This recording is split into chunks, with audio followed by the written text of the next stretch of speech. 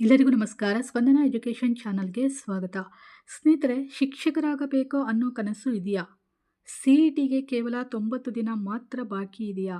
ಹಾಗಿದ್ದರೆ ಈ ವಿಡಿಯೋ ನಿಮಗಾಗಿ. ಸ್ನೇಹಿತರೆ, TET ಮತ್ತು CTET ಪರೀಕ್ಷೆ ಆದಮೇಲೆ ಎಷ್ಟೋ ಶಿಕ್ಷಕ ಆಕಾಂಕ್ಷಿಗಳು ಬ್ಲ್ಯಾಂಕ್ ಆಗಿದ್ದಾರೆ ಅಂತ ಅನ್ಬೋದು, ಆತಂಕದಲ್ಲಿದ್ದಾರೆ. ಏಕೆ ಅಂತ ಹೇಳಿದರೆ, TET ಪರೀಕ್ಷೆ ಮೊದಲಾಗುತ್ತೋ ಅಥವಾ CET ಪರೀಕ್ಷೆ ಮೊದಲಾಗುತ್ತೋ ಎಂಬ ಆತಂಕ ಎಲ್ಲರಲ್ಲೂ ಇದೆ. ಕೆಲವರು TET 1-2 ಮಾರ್ಕ್ಸ್ನಲ್ಲಿ ಫೇಲಾಗಿ ನಾವು TETಗೆ ಪ್ರಿಪೇರ್ ಆಗಬೇಕಾ ಅಥವಾ CETಗೆ ಪ್ರಿಪೇರ್ ಆಗಬೇಕೋ ಅನ್ನೋ ಒಂದು ಕನ್ಫ್ಯೂಷನ್ ಪ್ರತಿಯೊಬ್ಬರಲ್ಲೂ ಕೂಡ ಇದೆ.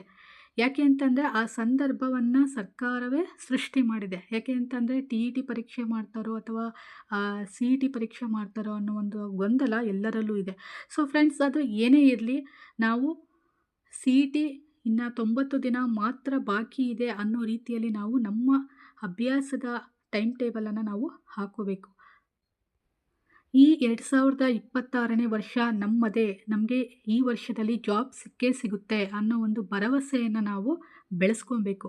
ಸೊ ಅವರು ಯಾವಾಗಲಾದರೂ TET ಮಾಡಲಿ, CET ಮಾಡಲಿ, ಸೊ ನಮ್ಮ ಅಭ್ಯಾಸ ಏನಾಗಿರಬೇಕು, ನಿರಂತರವಾಗಿರಬೇಕು. ನಮ್ಮ ಅಭ್ಯಾಸಕ್ಕೆ ನಮ್ಮ ಸಮಯವನ್ನು ಮೀಸಲಾಗಿರಿಸಬೇಕು.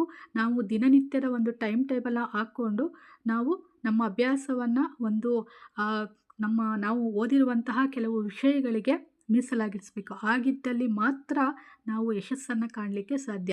ಯಾಕೆ ಅಂತಂದರೆ ಕೆಲವು ಶಿಕ್ಷಕ ಆಕಾಂಕ್ಷಿಗಳು ಪ್ರತಿಯೊಬ್ಬರು ಕೂಡ ಒಂದು ಸರ್ಕಾರಿ ಹುದ್ದೆಯನ್ನು ಪಡೆಯಬೇಕು ಅನ್ನೋ ಒಂದು ಭರವಸೆ ಎಲ್ಲರಲ್ಲೂ ಇರುತ್ತೆ. ಅಂದರೆ ಉಪನ್ಯಾಸಕರಾಗಿರ್ಬೋದು, ಅಂದರೆ ಲೆಕ್ಚರ್ ಆಗಿರ್ಬೋದು, PC ಆಗಿರ್ಬೋದು, ಅಥವಾ ಕಾನ್ಸ್ಟೇಬಲ್ ಅಥವಾ ಸಬ್ ಇನ್ಸ್ಪೆಕ್ಟರ್, ಇನ್ನು ಕೆಲವರು ನಾನು ಒಬ್ಬ ಶಿಕ್ಷಕ, ಟೀಚರ್ ಆಗಬೇಕು ಅನ್ನೋ ಒಂದು ಕನಸು ಪ್ರತಿಯೊಬ್ಬರಲ್ಲೂ ಕೂಡ ಇರುತ್ತೆ. ಸೊ ಹಾಗಾಗಿ ನಾವೇನು ಮಾಡಬೇಕು ಅಂತಂದರೆ, ಅವರು ಯಾವಾಗಲಾದರೂ ಎಕ್ಸಾಮನ್ನು ಕಾಲ್ ಫಾರ್ಮ್ ಮಾಡಲಿ, ಆದರೆ ಕಾಲ್ ಫಾರ್ಮ್ ಅಂತೂ ಆಗಲೇಬೇಕು, ಹಾಗೆ ಆಗುತ್ತೆ. ಸೊ ಹಾಗಾಗಿ ನಾವೇನು ಮಾಡಬೇಕು, ನಮ್ಮ ಅಭ್ಯಾಸವನ್ನು ನಿರಂತರವಾಗಿ ನಾವು ಮೀಸಲಿರಿಸಿದಾಗ ಮಾತ್ರ ನಮ್ಮ ಯಶಸ್ಸನ್ನು, ಸಕ್ಸಸ್ಸನ್ನು ಕಾಣಲಿಕ್ಕೆ ಸಾಧ್ಯ ಆಗುತ್ತೆ. ಹಾಗಾಗಿ ಫ್ರೆಂಡ್ಸ್, ಈ ಒಂದು ವಿಡಿಯೋದಲ್ಲಿ ನಾವು ಡೈಲಿ ನಮ್ಮ ಒಂದು ಅಭ್ಯಾಸಕ್ಕೆ ಟೈಮ್ ಟೇಬಲನ್ನು ಯಾವ ರೀತಿಯಾಗಿ ಹಾಕ್ಕೊಳ್ಬೇಕು, ಮತ್ತು ನಮ್ಮ ಒಂದು ಮೂಕ್ ಟೆಸ್ಟನ್ನು ನಾವೇ ಯಾವ ರೀತಿಯಾಗಿ ಮಾಡಿಕೊಳ್ಬೇಕು, CETಗೆ ಇನ್ನು 90 ದಿನ ಮಾತ್ರ ಬಾಕಿ ಇದೆ ಅಂತ ಅಂದ್ಕೊಂಡು ನಾವು ಯಾವ ರೀತಿಯಾಗಿ ಅಭ್ಯಾಸವನ್ನು ಮಾಡಬೇಕು ಅನ್ನುವುದನ್ನು ನಾನು ಈ ವಿಡಿಯೋದಲ್ಲಿ ತಿಳಿಸಿಕೊಡುತ್ತೇನೆ. ಸೊ ವಿಡಿಯೋನ ಸ್ಕಿಪ್ ಮಾಡದೆ ಪೂರ್ತಿಯಾಗಿ ನೋಡಿ. ಇಲ್ಲೊಂದು ವಿಷಯ ಇದೆ. CET ಇನ್ನು 90 ದಿನ ಮಾತ್ರ ಬಾಕಿ ಇದೆ ಅಂತ ಅಂದಾಗ ನಾವು ಅದನ್ನು 3 ವಿಭಾಗದಲ್ಲಿ ಡಿವೈಡ್ ಮಾಡ್ಕೊಳ್ಬೇಕಾಗುತ್ತೆ. ಓಕೆ, ಇಲ್ಲಿ ಮೊದಲ 30 ದಿನ ನಾವು ಏನು ಓದಬೇಕು, ಏನನ್ನು ತಯಾರಿ ಮಾಡಿಕೊಳ್ಬೇಕು ಅಂತ ಹೇಳೋದಾದರೆ, ಮೂಲಭೂತ ಜ್ಞಾನ ಅಂದರೆ ಫೌಂಡೇಶನ್ ಸ್ಟೇಜನ್ನು ಆ ಒಂದು 30 ದಿನದಲ್ಲಿ ನಾವು ಅಳವಡಿಸ್ಕೊಳ್ಬೇಕು. ಮೊದಲನೇದಾಗಿ ಸಿಲೆಬಸ್ ಸಂಪೂರ್ಣವಾಗಿ ಅರ್ಥ ಮಾಡಿಕೊಳ್ಳಬೇಕು. ಅಂದರೆ ನಾವು ತೆಗೆದುಕೊಂಡಿರುವಂಥ ಮೆಥಡಾಲಜಿ ಯಾವುದು, ಈಗ ಎಕ್ಸಾಂಪಲ್ ಕನ್ನಡ, ಇಂಗ್ಲೀಷ್ ಭಾಷೆ ಆದರೆ, ಇನ್ನು ನೆಕ್ಸ್ಟು ನಾವು ಸೋಷಿಯಲ್ ಸೈನ್ಸ್ ಮೆಥಡಾಲಜಿ ಇದ್ದರೆ, ಇನ್ನು ಮ್ಯಾಥ್ಸ್, ಸೈನ್ಸ್, ಈ ರೀತಿ ಸಿಲೆಬಸ್ಸನ್ನು ನಾವು ಸಂಪೂರ್ಣವಾಗಿ ಅರ್ಥ ಮಾಡ್ಕೊಬೇಕು. ನೆಕ್ಸ್ಟು ಇಂದಿನ ವರ್ಷಗಳ ಪ್ರಶ್ನೆ ಪತ್ರಿಕೆ ನೋಡಿ, ಅಂದರೆ ಪ್ರೀವಿಯಸ್ ಇಯರ್ ಕ್ವಶನ್ ಪೇಪರನ್ನು ಎಷ್ಟು ಸಾಲ್ವ್ ಮಾಡ್ತೀರೋ ನಮಗೆ ಅಷ್ಟು ಈಸಿ ಆಗುತ್ತೆ.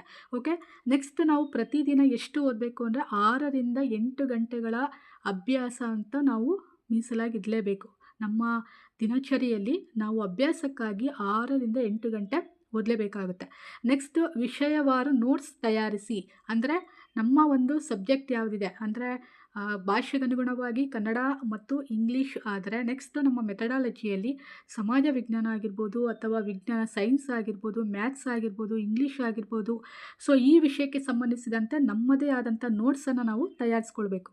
ನೆಕ್ಸ್ಟು ಪೆಡಗಾಗಿ ಅಂತಂದರೆ ಟೀಚಿಂಗ್ ಆಪ್ಟಿಟ್ಯೂಡ್ ಮೇಲೆ ಹೆಚ್ಚು ಗಮನವನ್ನು ಕೊಡಬೇಕು. ಯಾಕೆಂದರೆ ಪೆಡಗಾಜಿಯಲ್ಲೇ ಹೆಚ್ಚು 15 ಮಾರ್ಕ್ಸ್ ಮತ್ತು 30 ಮಾರ್ಕ್ಸ್ ಪೆಡಗಾಗಿಯಲ್ಲೇ ಇರುತ್ತೆ. ಶೈಕ್ಷಣಿಕ ಮನೋವಿಜ್ಞಾನ, ಇದು ಸಮಾಜ ವಿಜ್ಞಾನದಲ್ಲಾಗಿರ್ಬೋದು, ಅಥವಾ ಇಂಗ್ಲೀಷಲ್ಲಾಗಿರ್ಬೋದು, ಕನ್ನಡದಲ್ಲಾಗಿರ್ಬೋದು, ವಿಜ್ಞಾನದಲ್ಲಾಗಿರ್ಬೋದು, ಪೆಡಗಾಗಿಗಾಗಿ 15 ಮಾರ್ಕ್ಸ್ ಇದ್ದೇ ಇರುತ್ತೆ. ಸೊ ಇದು ಮೊದಲ 30 ದಿನದ ಅಭ್ಯಾಸದ ತಯಾರಿ. ಓಕೆ, ನಂತರ ಮೊದಲ 30 ದಿನದ ತಯಾರಿಯಲ್ಲಿ ನಾವು ದಿನಚರಿ ಟೈಮ್ ಟೇಬಲನ್ನು ಯಾವ ರೀತಿಯಾಗಿ ಹಾಕ್ಕೊಂಡಿರಬೇಕು ಅಂತ ಹೇಳಿ. ಸೊ ಮೊದಲನೇದಾಗಿ 2 ಗಂಟೆ ಪ್ರಮುಖ ವಿಷಯಗಳಿಗೆ ನಾವು ಮೀಸಲಾಗಿಡಬೇಕು. ಈಗ ಜನರಲ್ ನಾಲೆಡ್ಜ್, ಸಾಮಾನ್ಯ ವಿಜ್ಞಾನ ಆಗಿರ್ಬೋದು, ಇಂಗ್ಲೀಷ್ ಆಗಿರ್ಬೋದು, ಕನ್ನಡ ಆಗಿರ್ಬೋದು. ಸೊ ಈ ವಿಷಯಗಳಿಗೆ ನಾವು 2 ಅವರ್ಸ್ ಮೀಸಲಾಗಿಡಬೇಕು. ನೆಕ್ಸ್ಟು ಇನ್ನು 2 ಗಂಟೆ ಎರಡನೇ ವಿಷಯ ಅಂತ ಹೇಳಿದರೆ ನಮ್ಮ ಒಂದು ಸಬ್ಜೆಕ್ಟ್ ಮೆಥಡಾಲಜಿ ಯಾವುದು ಸಮಾಜ ವಿಜ್ಞಾನ ಆಗಿರ್ಬೋದು, ಇಂಗ್ಲೀಷ್ ಆಗಿರ್ಬೋದು, ಮ್ಯಾಥ್ಸ್ ಆಗಿರ್ಬೋದು, ಈ ಒಂದು ವಿಷಯಕ್ಕೆ 2 ಗಂಟೆಗಳು ಮೀಸಲಾಗಿರಿಸಬೇಕು. ನೆಕ್ಸ್ಟು 1 ಗಂಟೆ ಪೆಡಗಾಗಿ ಅಂದರೆ ಬೋಧನಾ ವಿಧಾನಗಳು ಸಂಬಂಧಪಟ್ಟಿದ್ದ ಹಾಗೆ ಅದಕ್ಕೆ ಮೀಸಲಾಗಿಡಬೇಕು. ನೆಕ್ಸ್ಟು 1 ಗಂಟೆ ರಿವಿಷನ್. ಸೊ ಈ 3 ವಿಷಯಗಳನ್ನು ಓದಿದ ನಂತರ ನಾವು ಏನನ್ನು ತಿಳಿದುಕೊಂಡಿದ್ದೇವೆ ಅಂತ ನಾವೇ ಒಂದು ಮನನವನ್ನು ಮಾಡಿಕೊಳ್ಬೇಕು. ಸೊ ಇದಿಷ್ಟು ಟೈಮ್ ಟೇಬಲ್ ಆಗುತ್ತೆ. ಇದು ನಮ್ಮ ಮೊದಲ 30 ದಿನದಲ್ಲಿ ಇರುವಂಥ ಒಂದು ತಯಾರಿ. ಓಕೆ, 30 ದಿನದ ನಂತರ ತಯಾರಿ ನಂತರ 31ರಿಂದ 60 ದಿನದ ತಯಾರಿಯಲ್ಲಿ ಏನಿರುತ್ತೆ ಅಂದರೆ ಅಭ್ಯಾಸ ಅಂತ, ಅಂದರೆ ಪ್ರಾಕ್ಟೀಸ್ ಸ್ಟೇಜ್ ಅಂತೇಳಿ. ನಾವು ಆ ವಿಷಯವನ್ನು ಅರ್ಥ ಮಾಡಿಕೊಂಡ ನಂತರ ನಾವೇ ಪ್ರಶ್ನೆಗಳನ್ನು ಅಳವಡಿಸ್ಕೊಂಡು ಅಭ್ಯಾಸವನ್ನು ಮಾಡುವಂಥ ಒಂದು ಹಂತ. ಅಂದರೆ ಮೊದಲನೇದಾಗಿ ಪ್ರತಿದಿನ MCQ ಅಭ್ಯಾಸ, ಅಂದರೆ 1 ಅಂಕದ ಪ್ರಶ್ನೆಗಳಿಗೆ ನಾವು, ಅಂದರೆ ಬಹು ಆಯ್ಕೆಯ ಪ್ರಶ್ನೆಗಳಿಗೆ ನಾವೇ ರೆಡಿ ಮಾಡಿಕೊಂಡು ನಾವೇ ಏನು ಮಾಡಬೇಕು, ಪ್ರಶ್ನೆಗಳನ್ನು ಅಭ್ಯಾಸ ಮಾಡಬೇಕು. ನೆಕ್ಸ್ಟು ವಾರಕ್ಕೆ 2 ಮೋಕ್ ಟೆಸ್ಟ್, ಅಂದರೆ ವಾರಕ್ಕೆ 2 ಬಾರಿ ನಾವು ಮೋಕ್ ಟೆಸ್ಟನ್ನು ಮಾಡಬೇಕು. ಪ್ರಶ್ನೆಗಳನ್ನು ತೆಗೆದುಬಿಟ್ಟು ಅದಕ್ಕೆ ನಾವೇ ಉತ್ತರಗಳನ್ನು ಕಂಡುಕೊಂಡು ಮೋಕ್ ಟೆಸ್ಟನ್ನು ಮಾಡಬೇಕು. ನೆಕ್ಸ್ಟು ದುರ್ಬಲ ಭಾಗಗಳನ್ನು ಗುರುತು ಮಾಡಿ. ಸೊ ನಾನು ಯಾವುದನ್ನು ತಪ್ಪು ಮಾಡಿದೆ, ಯಾವುದನ್ನು ಸರಿಯಾಗಿ ಓದಿಲ್ಲ, ಸೊ ಅಂಥ ನೆಗೆಟಿವ್ ಪಾಯಿಂಟ್ಸ್ಗಳನ್ನು ನಾವು ಗುರ್ತು ಮಾಡ್ಕೊಳ್ಬೇಕು. ನೆಕ್ಸ್ಟು ಸಮಯ ನಿರ್ವಹಣೆ ಅಭ್ಯಾಸ. ಸೊ ಇಂಥ ಒಂದು ವಿಷಯಕ್ಕೆ, ಅಂದರೆ ಸಮಾಜ ವಿಜ್ಞಾನ ಆಗಿರ್ಬೋದು, ವಿಜ್ಞಾನ ಆಗಿರ್ಬೋದು, ಮ್ಯಾಥ್ಸ್ ಆಗಿರ್ಬೋದು, ಕನ್ನಡ ಆಗಿರ್ಬೋದು, ಇಂಗ್ಲೀಷ್ ಆಗಿರ್ಬೋದು, ಸೊ ಆ ಒಂದು ಸಬ್ಜೆಕ್ಟಿಗೆ ನಾವು ಸಮಯವನ್ನು 1-2 ಗಂಟೆ ಅಂತೇಳಿ ಸಮಯವನ್ನು ನಿರ್ವಹಣೆ ಒಂದು ಅತಿ ಹೆಚ್ಚು ಮುಖ್ಯ ಅಂತ ಹೇಳ್ಬೋದು. ಸುಮ್ಮನೆ ಹೇಗೆ ಬೇಕಾಗಿ ಓದೋ ಅಂಥದ್ದಲ್ಲ. ಸೊ ಅದಕ್ಕೊಂದು ಲಿಮಿಟ್ ಇರುತ್ತೆ. ಆ ಒಂದು ಸಬ್ಜೆಕ್ಟಿಗೆ ಇಷ್ಟು ಟೈಮ್ ಅಂತ ಹೇಳಿ ನಾವು ಅಳವಡಿಸ್ಕೊಂಡು ನಮ್ಮ ಅಭ್ಯಾಸವನ್ನು ಮಾಡಬೇಕು.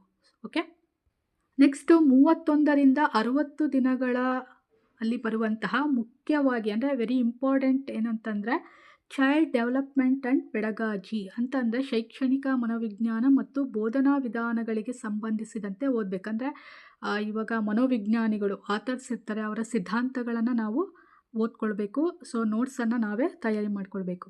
ನೆಕ್ಸ್ಟು ಜನರಲ್ ನಾಲೆಡ್ಜ್, ಅಂದರೆ ಈಗ ಇತ್ತೀಚಿನ ದಿನಗಳಲ್ಲಿ ಬರುವಂತಹ ಪ್ರಮುಖ ವಿಷಯಗಳು, ಸಾಮಾನ್ಯ ಜ್ಞಾನದ ಬಗ್ಗೆ ಇರುವಂಥ ಪ್ರಮುಖ ವಿಷಯಗಳನ್ನು ನಾವು ಓದ್ಕೊಳ್ತಾ ಇರಬೇಕು. ಆದರೆ ಪತ್ರಿಕೆ, ನ್ಯೂಸ್ ಪೇಪರ್ಸ್ ಆಗಿರ್ಬೋದು, ಅಥವಾ ಮ್ಯಾಗ್ಝಿನ್ಸ್ ಆಗಿರ್ಬೋದು, ಸ್ಪರ್ಧಾ ಸ್ಫೂರ್ತಿ, ಸ್ಪರ್ಧಾ ಜಗತ್ತು, ಈ ರೀತಿಯಾದಂಥ ಮ್ಯಾಗ್ಝಿನ್ಗಳನ್ನು ತಗೊಂಡು ನಾವೇ ನೋಟ್ಸ್ಗಳನ್ನು ಮಾಡ್ಕೋಬೇಕು. ನೆಕ್ಸ್ಟು ಲ್ಯಾಂಗ್ವೇಜ್, ಇಲ್ಲಿ ಕನ್ನಡ ಆಗಿರ್ಬೋದು, ಇಂಗ್ಲೀಷ್ ಆಗಿರ್ಬೋದು. ಸೊ ಈ ವಿಷಯಕ್ಕೆ ಸಂಬಂಧಿಸಿದಂತೆ ನಾವು ಮುಖ್ಯವಾಗಿ ವ್ಯಾಕರಣಕ್ಕೆ ಸಂಬಂಧಿಸಿದಂತೆ ಪಾಯಿಂಟ್ಸ್ಗಳನ್ನು ಮಾಡ್ಕೋಬೇಕು. ನೆಕ್ಸ್ಟು ಸಬ್ಜೆಕ್ಟ್ ಕಂಟೆಂಟಲ್ಲಿ ಈಗ ನಮ್ಮ ಮೆಥಡಾಲಜಿ ಯಾವುದಿರುತ್ತಲ್ಲ, ಸೋಷಿಯಲ್ ಸೈನ್ಸ್ ಆಗಿರ್ಬೋದು, ಮ್ಯಾಥ್ಸ್ ಶಿಕ್ಷಕರಾಗಿರ್ಬೋದು, ಅಥವಾ ಸೈನ್ಸ್ ಶಿಕ್ಷಕರಾಗಿರ್ಬೋದು, ಆ ಒಂದು ವಿಷಯಕ್ಕೆ ನಾವು ಪಠ್ಯಪುಸ್ತಕಗಳನ್ನು, ಅಂದರೆ NCERT ಗೌರ್ನಮೆಂಟ್ ಬಿಟ್ಟಿರುವಂಥ ಬುಕ್ಕುಗಳನ್ನು ನಾವು ಪ್ರತಿಯೊಂದು ವಿಷಯವನ್ನು ಪಾಯಿಂಟ್ಸ್ಗಳನ್ನು ಮಾಡಿಕೊಂಡು ನಮ್ಮದೇ ಆದ ನೋಟ್ಸ್ಗಳನ್ನು ಮಾಡಿಕೊಂಡು ನಾವು ಪ್ರತಿನಿತ್ಯ ಅಭ್ಯಾಸವನ್ನು ಮಾಡಬೇಕು. ಸೊ ಇದು very important. Child and development pedagogy ಮತ್ತು general knowledge, language, subject content. So ಎಲ್ಲ ಮೇಲೂ ಎಷ್ಟು ಅಂಕಗಳನ್ನು ನೀಡಲಾಗಿರುತ್ತೆ. ಓಕೆ, ನೆಕ್ಸ್ಟು 30 ದಿನದ ಅಭ್ಯಾಸ ಯಾವುದು, 31ರಿಂದ 60ರವರೆಗಿರುವಂಥ ಅಭ್ಯಾಸ ಯಾವುದು ಅಂತ ತಿಳ್ಕೊಂಡ್ರೆ, ಈಗ ಕೊನೆಯದಾಗಿ 61ರಿಂದ 90 ದಿನಗಳು ಯಾವ ರೀತಿಯಾದ ಅಭ್ಯಾಸ ಮಾಡ್ಕೊಳ್ಬೇಕು ಅಂದರೆ ರಿವಿಷನ್ ಆ್ಯಂಡ್ ಟೆಸ್ಟ್ ಅಂತ. ನಾವು ಓದಿದಂಥ ಎಲ್ಲ ಅಂಶಗಳನ್ನು ಮತ್ತೆ ರಿವಿಷನ್ ಮಾಡ್ಕೊಳ್ಬೇಕು ಮತ್ತು ಟೆಸ್ಟ್ ಮಾಡ್ಕೊಳ್ಬೇಕು, ಮೂಕ್ ಟೆಸ್ಟನ್ನು ಮಾಡ್ಕೊಳ್ಬೇಕು. ನಾನು ಎಷ್ಟು ಕಲಿತಿದ್ದೇನೆ, ಎಷ್ಟು ಪ್ರಶ್ನೆಗಳಿಗೆ ಎಷ್ಟು ಉತ್ತರವನ್ನು ನಾನು ಬರೆಯಬಲ್ಲೆ ಅನ್ನೋ ಒಂದು ಟೆಸ್ಟನ್ನು ನಾವು ಮಾಡ್ಕೊಳ್ಬೇಕು. ಇಲ್ಲಿ ಮೊದಲನೇದಾಗಿ ದಿನಕ್ಕೆ ಒಂದು ಫುಲ್ ಮೂಕ್ ಟೆಸ್ಟನ್ನು ನಾವು ಮಾಡ್ಕೊಬೇಕು. ಎಲ್ಲ ಪ್ರಮುಖ ವಿಷಯಗಳನ್ನು ಒಂದು ಡಿವೈಡ್ ಮಾಡಿಕೊಂಡು ಯಾವ ವಿಷಯದಲ್ಲಿ ಯಾವುದಕ್ಕೆ ಫುಲ್ ಮೂಕ್ ಟೆಸ್ಟನ್ನು ಮಾಡ್ಕೊಳ್ಬೇಕು. ನೆಕ್ಸ್ಟು ಇಂದಿನ ಪ್ರಶ್ನೆ ಪತ್ರಿಕೆ ಸಾಲ್ವ್ ಮಾಡಿ. ಮೊದಲನೇ ಹಂತದಲ್ಲಿ ಪ್ರೀವಿಯಸ್ ಇಯರ್ ಕ್ವಶನ್ ಪೇಪರನ್ನು ನಾವು ಸಾಲ್ವ್ ಮಾಡಿದ್ವಿ. ಸೊ ಅದರಲ್ಲಿ ನಾನು ಎಷ್ಟು ಪ್ರಾವೀಣ್ಯತೆಯನ್ನು ಪಡ್ಕೊಂಡಿದ್ದೀನಿ, ಎಷ್ಟು ಪ್ರಶ್ನೆಗಳಿಗೆ ನಾನು ಉತ್ತರಿಸಬಲ್ಲೆ ಅನ್ನೋದನ್ನು ಸಾಲ್ವ್ ಮಾಡ್ಕೊಬೇಕು. ನೆಕ್ಸ್ಟು ಸಣ್ಣ ನೋಟ್ಸ್ಗಳನ್ನು ಮರುಪಠಿಸಿ. ಈಗ ಚಿಕ್ಕ ನೋಟ್ಸ್ಗಳನ್ನು ನಾವು ಕೆಲವು ಇಂಪಾರ್ಟೆಂಟ್ ಪಾಯಿಂಟ್ ಮಾಡ್ಕೊಂಡಿರ್ತೀವಿ. ಸೊ ಅದರಲ್ಲಿ ನಾನು ಎಷ್ಟು ತಿಳ್ಕೊಂಡಿದ್ದೀನಿ ಅನ್ನೋದನ್ನು ರಿವಿಷನ್ ಮಾಡ್ಕೊಳ್ಬೇಕು. ಓಕೆ, ನೆಕ್ಸ್ಟು ತಪ್ಪು ಮಾಡಿದ ಪ್ರಶ್ನೆಗಳ ಲೀಸ್ಟ್ ತಯಾರು ಮಾಡಿ. ಸೊ ಯಾವುದನ್ನು ನಾನು ಸರಿಯಾಗಿ ಕಲ್ತಿಲ್ಲ, ಯಾವುದನ್ನು ನೆಗೆಟಿವ್ ಪಾಯಿಂಟ್ಸ್ಗಳಿಗೆ ಸರಿಯಾಗಿ ಆನ್ಸರನ್ನು ಮಾಡಿಲ್ಲ, ಸೊ ಅಂಥವುಗಳನ್ನು ನಾವು ಲೀಸ್ಟ್ ಮಾಡ್ಕೋಬೇಕು. ಅದನ್ನು ಲೀಸ್ಟ್ ಮಾಡಿಕೊಂಡಾಗ ಮತ್ತೆ ನಾವೇನು ಮಾಡಬೇಕು ಅಂದರೆ ಆ ಪ್ರಶ್ನೆ ಪತ್ರಿಕೆಗಳನ್ನು, ಕ್ವಶನ್ ಪೇಪರ್ಗಳನ್ನು ರಿವಿಷನ್ ಮಾಡಿದಾಗ ನಮಗೆ ತಪ್ಪು ಯಾವುದು ಅನ್ನೋದು ತಿಳಿಯುತ್ತೆ. ಓಕೆ, ಆಗ ಅದನ್ನು ಸರಿಪಡಿಸ್ಕೊಳ್ಬೋದು. ಈ 3 ಹಂತಗಳಲ್ಲಿ ಅಂದರೆ 30ರಿಂದ 60, 60ರಿಂದ 90 ದಿನಗಳ ಸಂಪೂರ್ಣ ಅಭ್ಯಾಸವನ್ನು, ಮೂಕ್ ಟೆಸ್ಟನ್ನು, ಪ್ರೀವಿಯಸ್ ಇಯರ್ ಕ್ವೆಶ್ಚನ್ ಪೇಪರನ್ನು, ಸಣ್ಣ ನೋಟ್ಸ್ಗಳನ್ನು ನಾವು ಚೆನ್ನಾಗಿ ಅಭ್ಯಾಸವನ್ನು ಮಾಡಿ ರಿವಿಷನ್ ಮಾಡಿಕೊಂಡು ಮೂಕ್ ಟೆಸ್ಟನ್ನು ಮಾಡಿಕೊಂಡ್ರೆ ಖಂಡಿತವಾಗಿ ನಾವು ರ್ಯಾಂಕ್ ಪಡೀಲಿಕ್ಕೆ ಸಾಧ್ಯ ಆಗುತ್ತೆ. ನಮ್ಮ ಯಶಸ್ಸನ್ನು ಪಡೀಲಿಕ್ಕೆ ಕೂಡ ಸಾಧ್ಯ ಆಗುತ್ತೆ. ಸರ್ಕಾರ ಯಾವಾಗ ಬೇಕಾದರೂ CET ಅಥವಾ TET ಕಾಲ್ಫಾರ್ಮ್ ಮಾಡಲಿ. ನಾವಂತೂ ಯಾವತ್ತಿದ್ರೂ ಎಕ್ಸಾಮ್ ಬರಲಿಕ್ಕೆ ರೆಡಿಯಾಗಿರಬೇಕು. ಆಗಿದ್ದಾಗ ಮಾತ್ರ ನಮ್ಮ ಯಶಸ್ಸು ಕಾಣಲಿಕ್ಕೆ ಸಾಧ್ಯ ಆಗುತ್ತೆ. ಫ್ರೆಂಡ್ಸ್, ಇದಿಷ್ಟು ನಾವು 90 ದಿನಗಳಲ್ಲಿ ಯಾವ ರೀತಿಯಾದ ಅಭ್ಯಾಸವನ್ನು ಮಾಡಬೇಕು ಮತ್ತು ಯಾವ ರೀತಿಯಾದ ಮೂಕ್ ಟೆಸ್ಟನ್ನು ಮತ್ತು ಕ್ವೆಶ್ಚನ್ ಪೇಪರ್ಗಳನ್ನು ರಿವಿಷನ್ ಮಾಡಿ ನಮ್ಮ ಅಭ್ಯಾಸವನ್ನು